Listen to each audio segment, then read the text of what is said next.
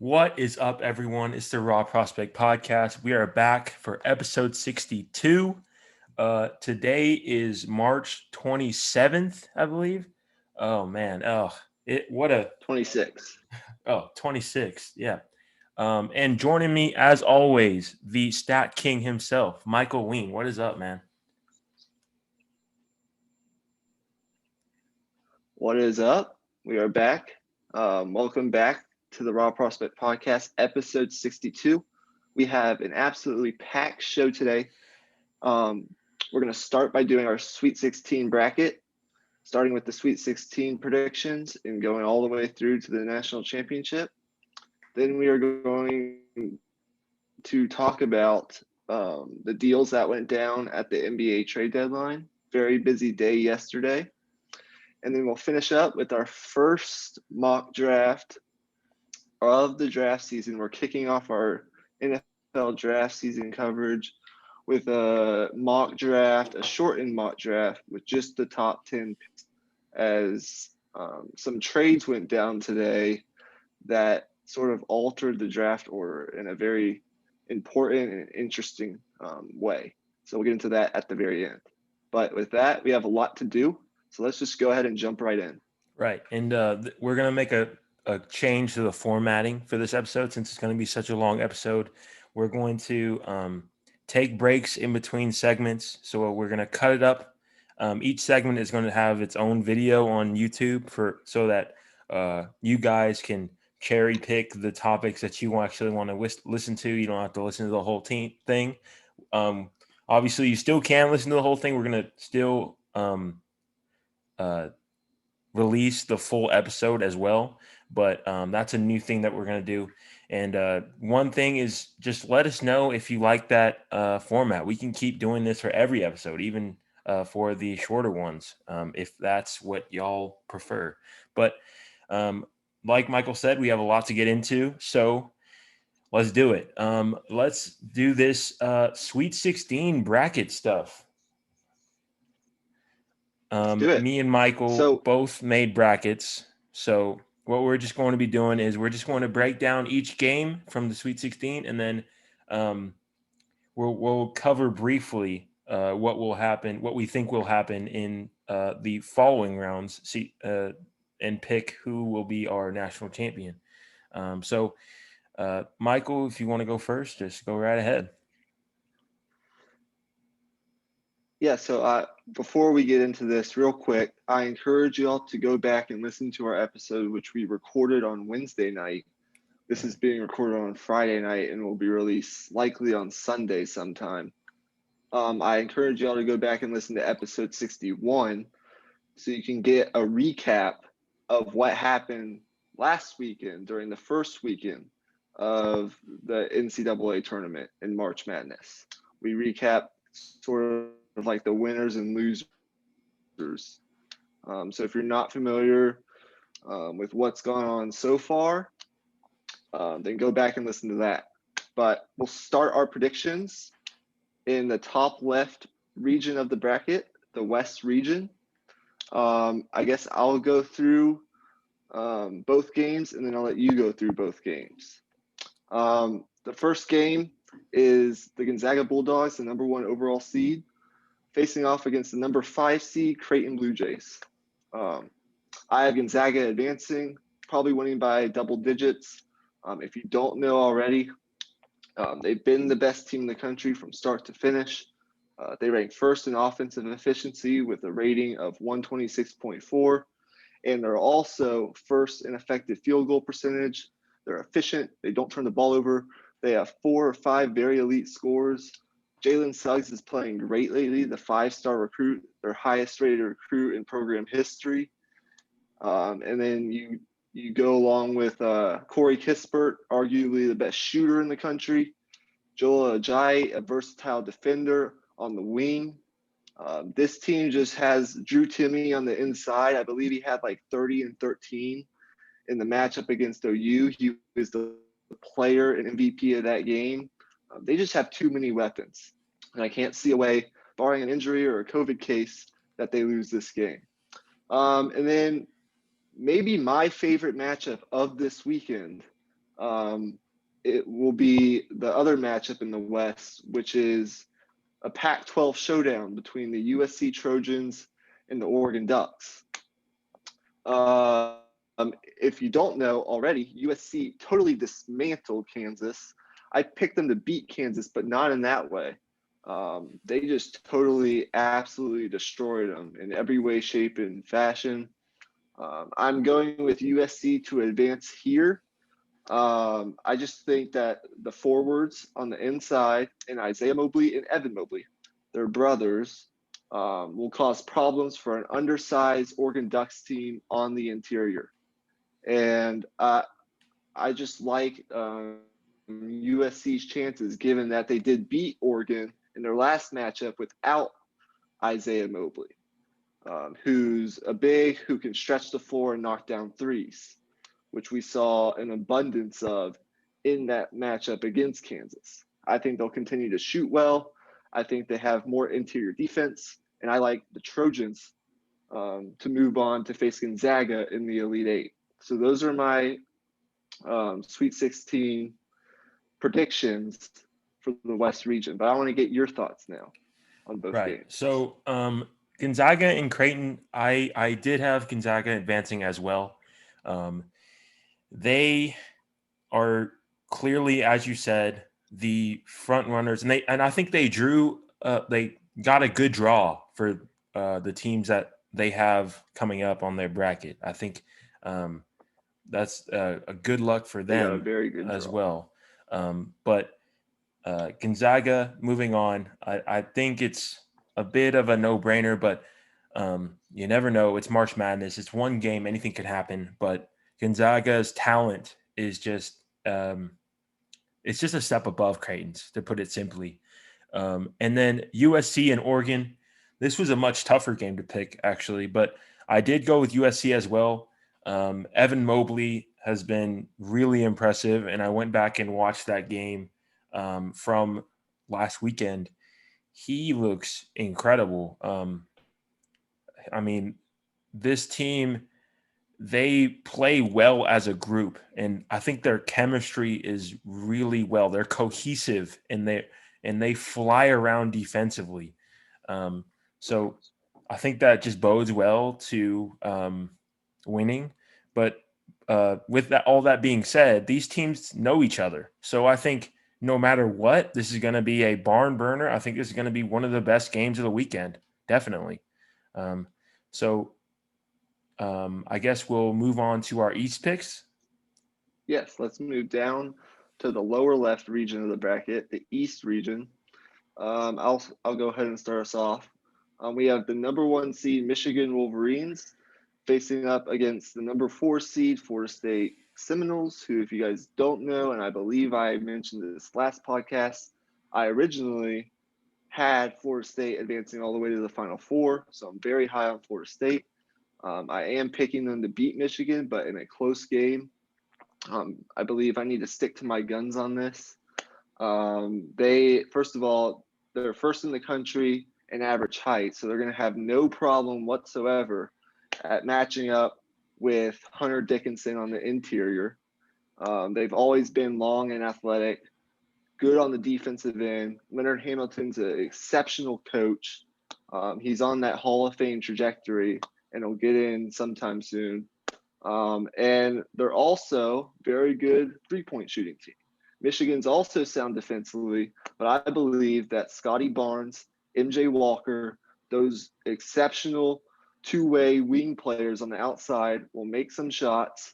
It'll be close until the end, but I believe that Florida State is going to neutralize Hunter Dickinson in a way that he really hasn't been neutralized to this point in the tournament. And I think Florida State will find a way to pull this out. And then the 11 seed UCLA Bruins and the number 2 Alabama Crimson Tide. It's been a really good run for UCLA and Mick Cronin to this point. Remember, they were a first 4 team. They beat Michigan State and then won their last 2 games to get here. Pretty incredible, but they haven't really been tested yet. Against a team like Alabama, as good as Alabama.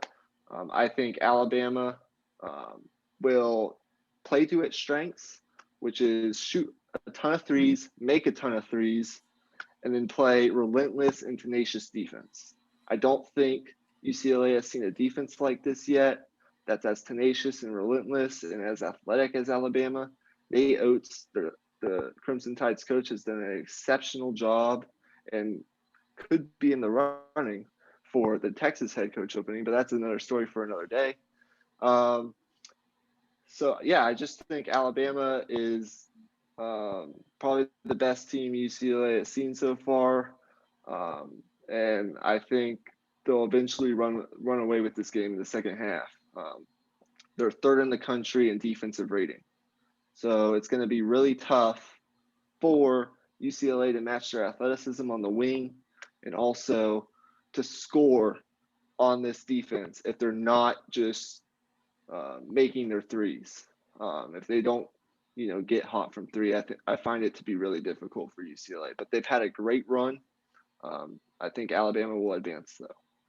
So I have to recap on this side of the bracket. I have Gonzaga, USC, Florida State, and Alabama all advancing to the Elite Eight. Okay. Um, my pick for Michigan and Florida State is just going to depend on one thing: the rebounding battle. As you said, Florida State is a really tall team, highest average height in the nation, as you said. But one thing that they prey on teams with is their offensive rebounding. So if Michigan can keep them off the offensive boards, I think they're going to have a good shot. I think whoever wins the rebounding battle is going to win this game. I'm going to pick Michigan, but this was the hardest game to pick for me out of the Sweet 16 games.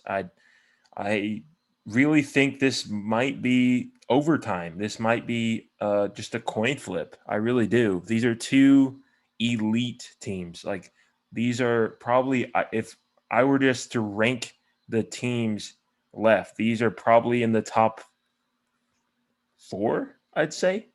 So that's a really good game there. Yeah. I'd say if you're gonna pay attention to any game this weekend, this is the one right here. Definitely take a look at that game.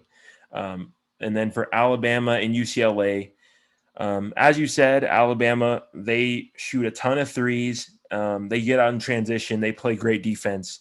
But one thing that's underrated about them is they only have a couple players shooting over 70% from the line. And that might come back to bite them if that ends up being a close game. But I'm going to pick Alabama. Not Alabama. Alabama, nonetheless. I think they're the better team. And as you said, UCLA hasn't faced a defense to this caliber. But I wouldn't be surprised if UCLA wins because a team like Alabama who shoots a ton of threes, bad shooting nights happen. And all it takes is one game for it to all crumble. So uh, Alabama better bring it. That's all I'm going to say. So for me, I have Gonzaga and USC and Michigan and Alabama advancing in the bottom of my bracket or the left side of my bracket. Okay, let's move up to the top right region, starting with the South. In the South, you have 1 seed Baylor going up against 5 seed Villanova, and you have 3 seed Arkansas going up against 15 seed Cinderella Story, best of the tournament so far, the Oral Roberts Golden Eagles. As far as Baylor and Villanova goes, I'm picking Baylor. And the simple reason is one, they're looking like the team they were before they went on that big COVID pause. They're looking like the team they were early in the season. They ranked first in the country in 3-point field goal percentage. They have those 3 elite guards, as we know, in Davian Mitchell, Maceo Teague, and gosh, his name just left my brain. It'll come Butler, back to right? me. They're Butler. third in the country in effective field goal. What- Yeah, Jared Yeah, Butler. Jared Butler, right. They're third in the country in effective field goal percentage, and they're sixth in offensive rebound percentage. I do think that, um, well, as we've seen, Baylor can be exposed, and where they can be exposed is on the interior. They like to play small with Mark Vital on the inside. It's kind of like that small center type player. And when they want to go big, they bring in Jonathan Chamu Chachua, who's like 6'8", 6'9". But where Baylor's been exposed is on the interior. They play Kansas, David McCormick in his size, excuse me. Um, they were able to get it inside, pound it inside, and score on the interior. Same thing with Oklahoma State. You look at a guy like Keelan Boone, long, lengthy, on the interior, skilled post scorer. Those were the teams that beat Baylor, and they were able to expose Baylor when they went to those small ball lineups. So I don't think Villanova is capable of doing that. Their best player, as we know, is missing in Colin Gillespie. They don't have a point guard right now, and that's not a good thing when you're going up against a team like Baylor, who's extremely good and versatile defensively. You need someone to be able to initiate the offense, and Villanova really doesn't have that right now. And their second best player, Jeremiah Robinson Earl, um, he's talented on the interior, but he's more of a finesse scorer, and he's not really a power guy like the David McCormicks of the world. I don't really believe he's enough to get it done. So you never know with Villanova. Jay Wright's never lost when he's gone past the first weekend of the tournament. Um, he's undefeated. He's a Hall of Fame caliber coach. So you can't really count Villanova out. And who knows, an injury can happen. Things happen. But Baylor's been the second best team in the country pretty much all season. And that will continue in this game. And then Arkansas, I think, will end, sadly for some people, this incredible Cinderella run of the Oral Roberts Golden Eagles.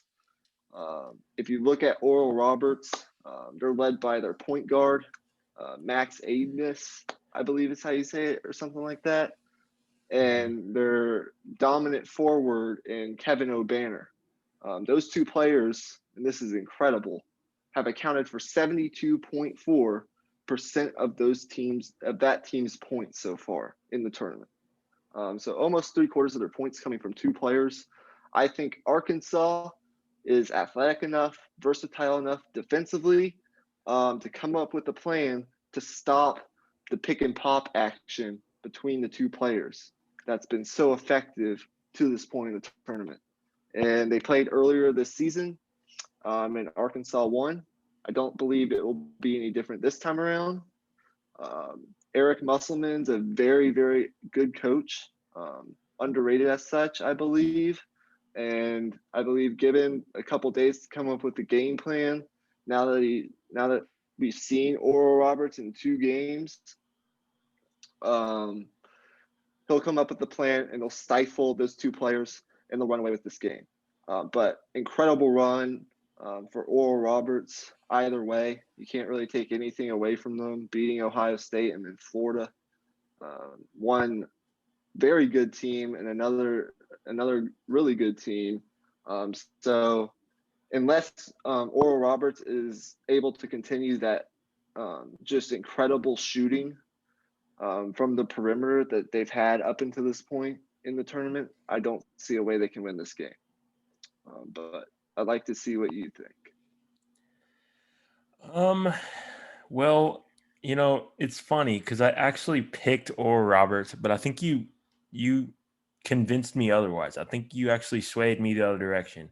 My thought process was Oral Roberts has one of the fastest paces in all of college basketball. They push the pace and they just attack, attack, attack.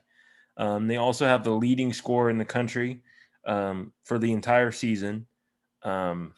I'm blanking on his name at the moment, but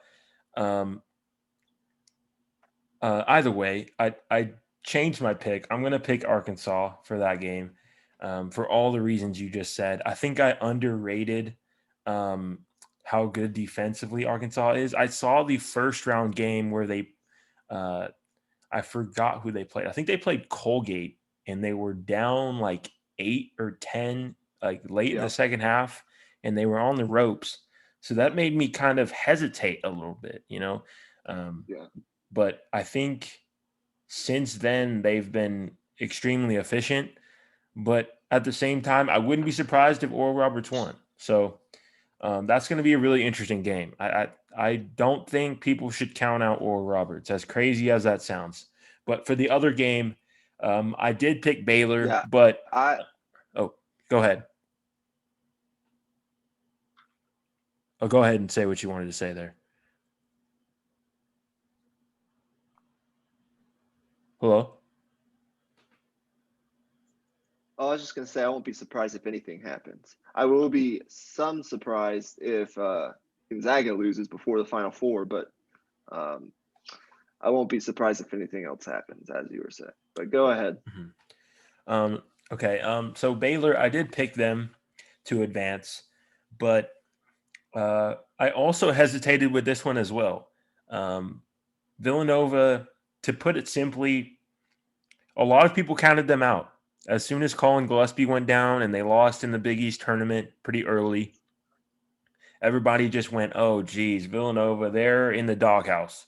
But here they are again in the Sweet 16. And that just shows how good the rest of this team is and how good of a coach Jay Wright is. And as we talked about plenty of times on this podcast, coaching is everything in college basketball. If you like, you can have all the talent in the world, but if it's not coached to put the players in the right spots to be successful, then it doesn't mean anything. Um, but I am going to pick Baylor. I I might look back on this and regret it if Villanova wins because I literally just made a case for Villanova winning, but I'm still going to pick Baylor. I I still feel pretty confident in that because of what their entire body of work has been. But like I said earlier, it only takes one game.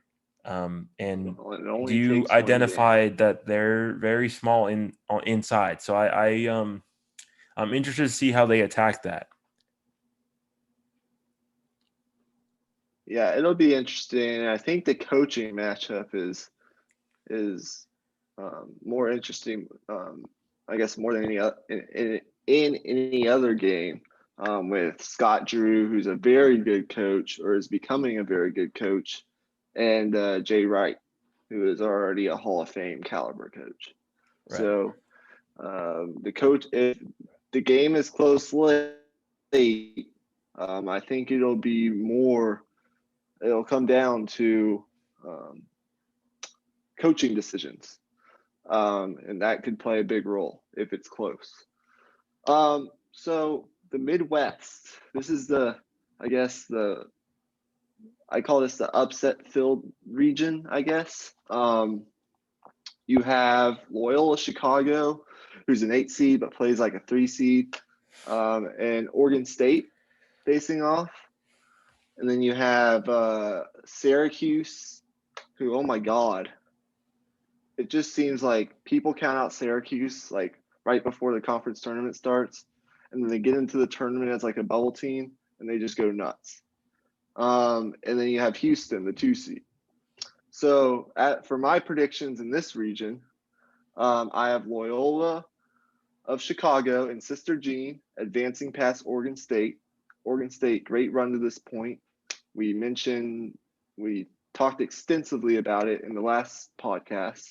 But Loyola Chicago, as you have said, time and time again, are a fantastic, elite defensive team, and they take care of the ball. And they play through their star and 6'9" Cameron Crutwig, who doesn't look the part, but he plays. He plays. I mean, he's involved in every way, shape, and form. He's involved on the defensive end. He's a talented post scorer. I mean, he's the leader of the team. They play through him. and he's one of the two players that's actually carried over from that last Final Four team that they had in 2018. So he's experienced. He's been in these situations before. I love Porter Moser as a coach, and I just think Loyola is too good defensively, and too much of a rhythm offensively, and as a basketball team to lose this game. So I have them advancing. And Syracuse and Houston. This is an interesting one. This is probably my second most interesting game of the weekend behind Florida State and Michigan. But I might just be saying that. I'm picking Houston, although I won't be surprised one bit if Syracuse wins. You talk about Jim Boeheim, a Hall of Fame coach, and Buddy Boeheim, who's averaging like 28 on incredible shooting in his last 4 or 5 games. They're just incredibly tough to stop. They can stretch the floor, and that 2-3 zone, if you've never played against it before, it can be tough for teams to figure out if they're unfamiliar with it.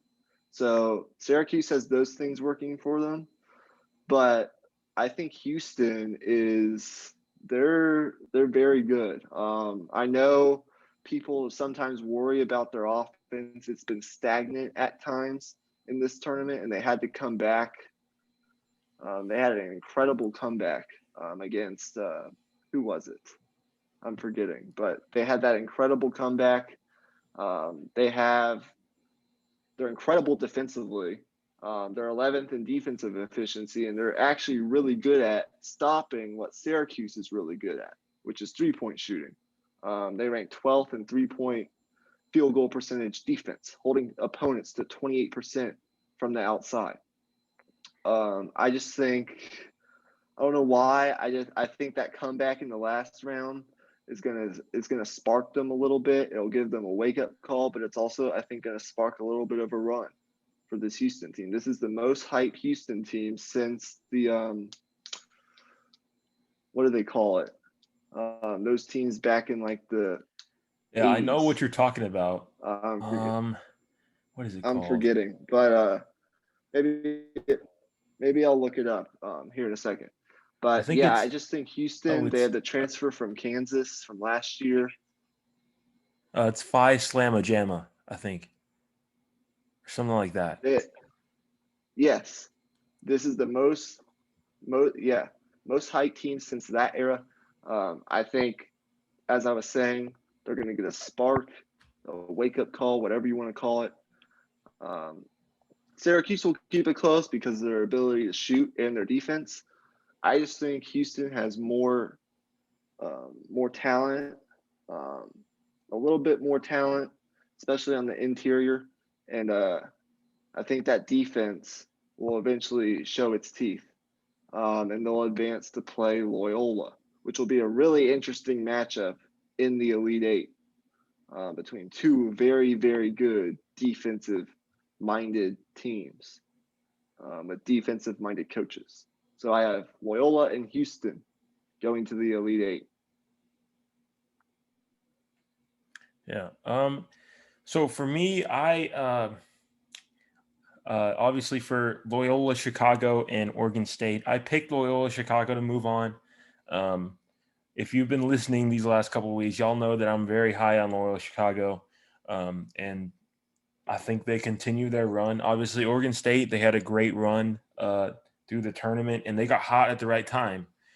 So if they continue to shoot as well as they have been, I mean, great offense beats great defense. But I just think Loyola Chicago, their style of defense specifically is just relentless. They are everywhere. If you go back and watch what they did to Illinois, every pick and roll that they ran, it was just every Loyola Chicago defender was just swarming, and it was just turnover after turnover.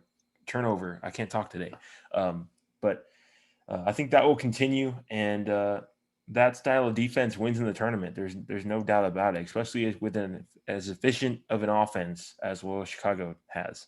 Um, so before I completely lose my voice, I'm just going to move on because I can't talk about Loyola Chicago.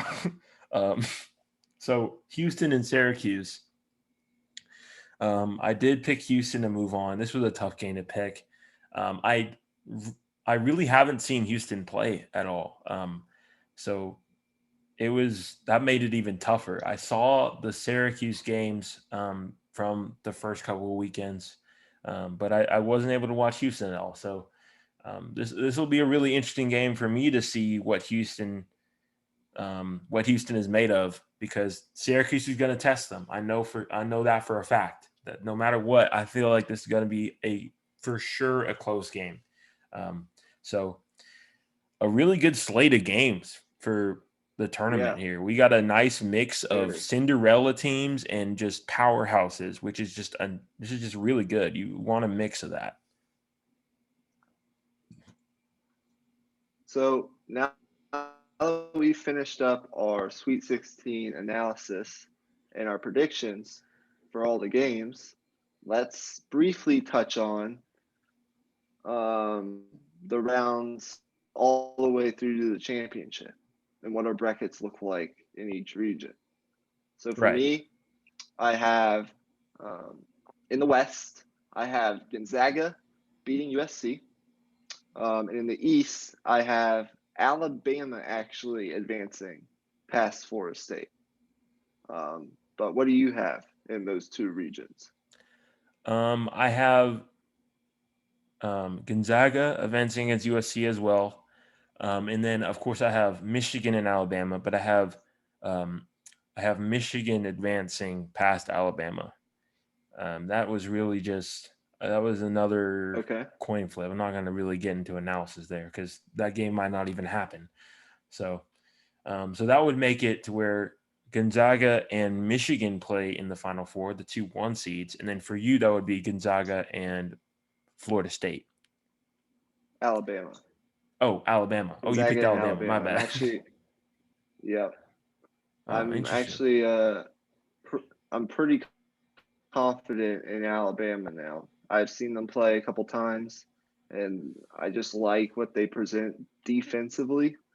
And I think they're athletic enough. They make enough shots on the perimeter. I just like the way they're playing right now, and I really like their coach. Not that I don't like Florida State, but um, yeah, I just think Alabama is caught fire.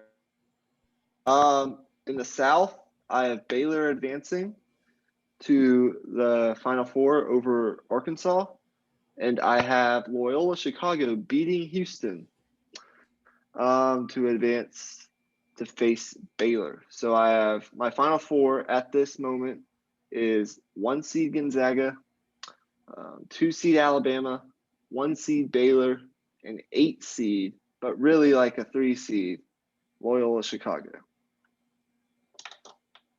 Okay. So for me, I have uh, Baylor beating Arkansas. And then I have on the other side of the bracket, I also have Loyola Chicago beating Houston. So we have the same picks there. So for the Final Four, for me, that would be Baylor and Loyola Chicago and Gonzaga and Michigan. So I guess I'll go ahead and pick those. So I'm gonna pick. This is tough. I'm gonna pick Loyola Chicago to beat Baylor. As crazy Wow. as that sounds, I really am just super high on this Loyola Chicago team. And as you mentioned, um, they have that big inside. Kronig, I believe is his name. I think he can control the game in a different way from the bigs that Baylor has seen, and I think that will be the difference in the game because both teams will play amazing defense. I think it'll be a low scoring game, but I think if Crony can control the game, I think uh, Loyola Chicago's defense will do enough to neutralize firepower in the backcourt for Baylor. So I think Loyola Chicago will advance on that side, and then have Gonzaga advancing on the other side. So that would be Gonzaga and Loyola Chicago, where I have Gonzaga winning it all and cutting down the nets.